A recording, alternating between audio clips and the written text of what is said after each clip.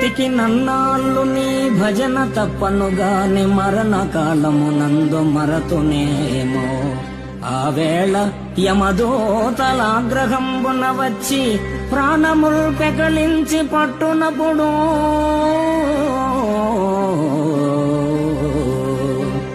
కఫవాత పైత్యముల్ కప్పగా భ్రమచేత కంపముద్భవమంది కష్టపడుచు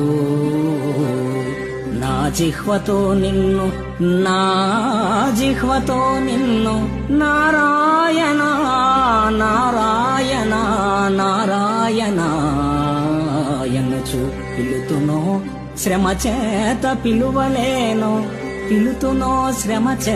పిలువలేను. నాటికిప్పుడే చేతు నామ భజన తలచెదను